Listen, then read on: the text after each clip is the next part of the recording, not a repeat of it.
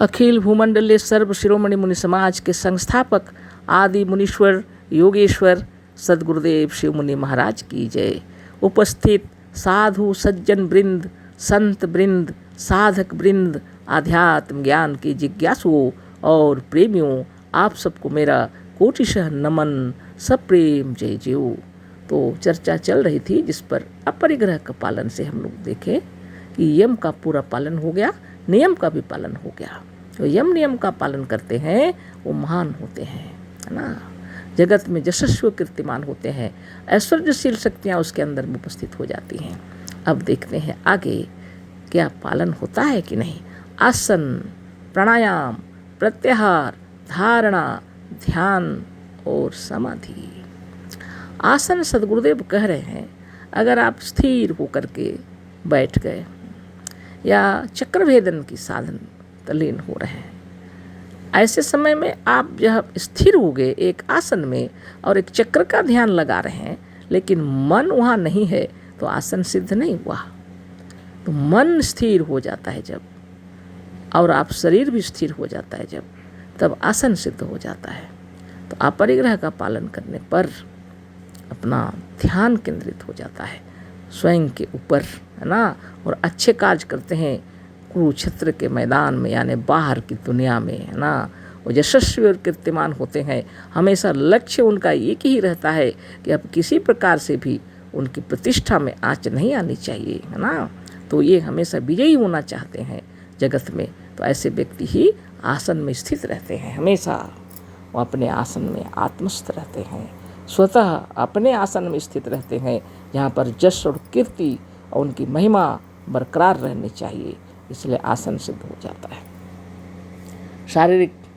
शरीर की संरचना ऐसे हुए हैं कि अगर आप शांति से बैठेंगे तो मन शांत हो जाता है, प्राण भी शांत हो जाता है। लेकिन ऐसे व्यक्ति जो कार्य क्षेत्र में उतरे हुए हैं और सारे कार्य करते हैं और जिसमें भी अपनी प्रतिष्ठा बनी रहती है, ऐसे वीर व्यक्ति, ऐसे शूरवीर व्यक्ति जो कोई भी है, वो उस आसन सिद्ध हो जाता है उनका, है ना।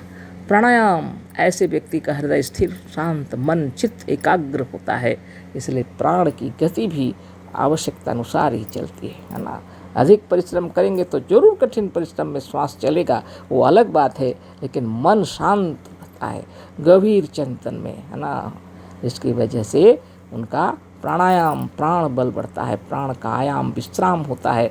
समय अनुसार योगाभ्यास में जब लग जाते हैं, आसन सब सिद्ध होने लगता है और प्राणायाम भी उसमें सिद्ध हो जाता है।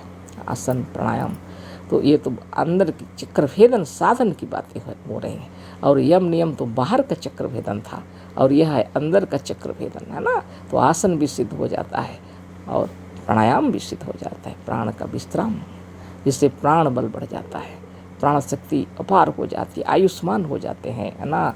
न तस्य रोगो न जरा न मृत्यु प्राप्तस्य योगाग्निमयम शरीरम। योग अग्नि से दीप्त हो जाते हैं, जो स्वरूपस्थ रहते हैं, जो तदा द्रष्टु स्वरूप अवस्थान। तब दृष्टा साधक योगी स्वरूप में स्थित होता है, 24 घंटे बाहर के कार्य क्षेत्र में उतरे हुए भी इसका हृदय चित्त एकाग्र होता है।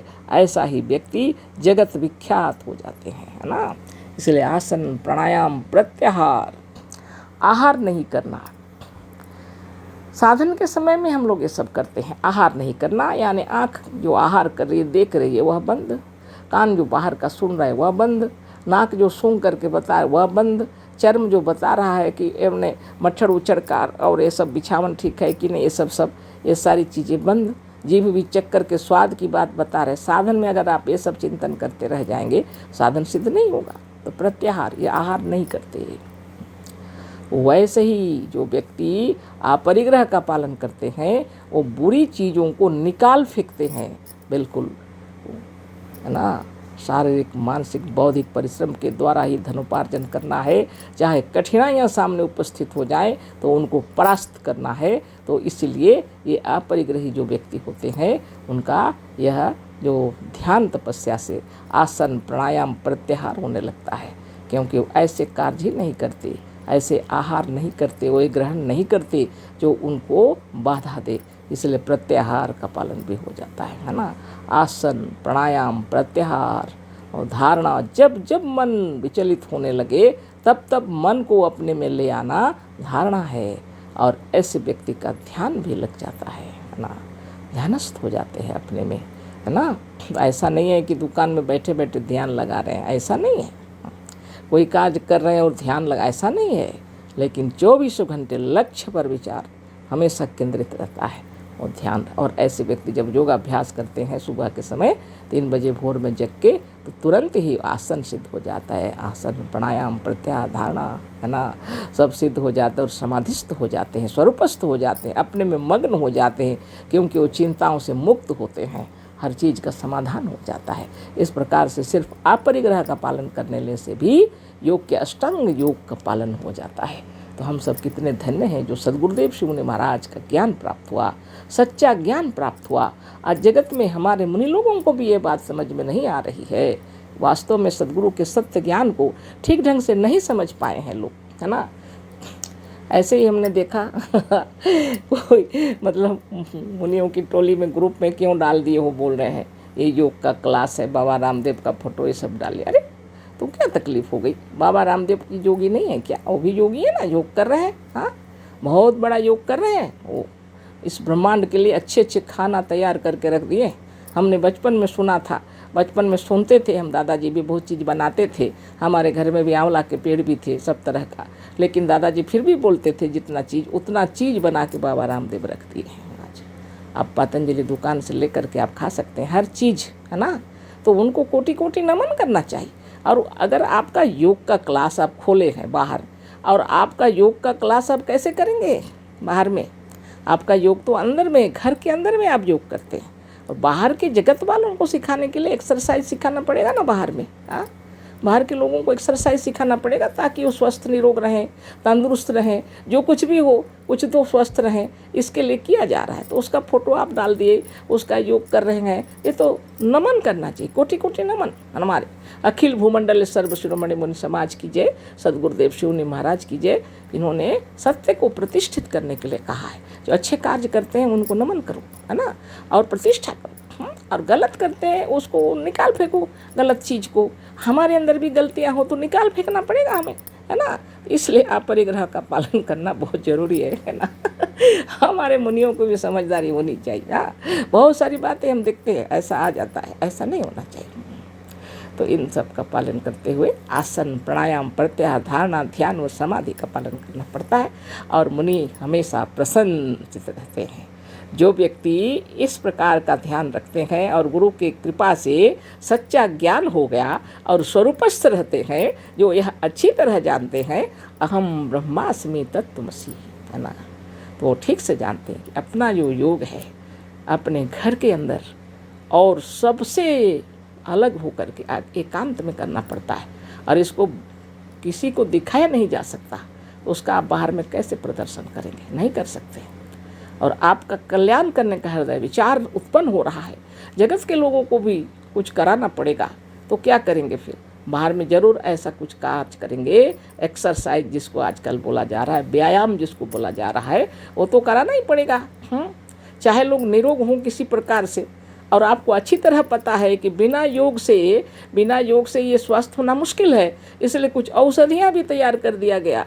ऋषि मुनि भी करते थे, है ना। तो योगी जो होते हैं, सच्चे जो होते हैं, पक्के जो होते हैं, उनको औषधि की आवश्यकता नहीं पड़ती। वो भोजन पान से ही शरीर स्वस्थ रहता है।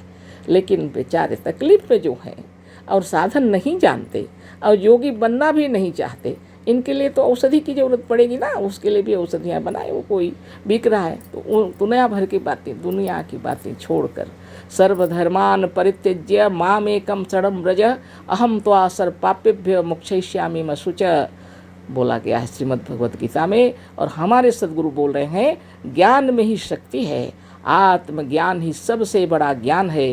अंधविश्वास छोड़कर अपने भीतर का शब्द सुनो, तुम्हारा सच्चा पथ प्रदर्शक तुम्हारे भीतर वर्तमान है। ये मैंने अपना विचार बताया। मेरे हृदय को जो पसंद आता है वो हम आपके सामने रख रहे हैं। आप इसको माने या ना माने ये आपके ऊपर निर्भर करता है। लेकिन हम जगत के सबको सम्मान देते हैं। ब्रह्मांड में जितने हैं अच्छे कार्य कर रहे हैं उनको मेरा कोटि कोटि नमन।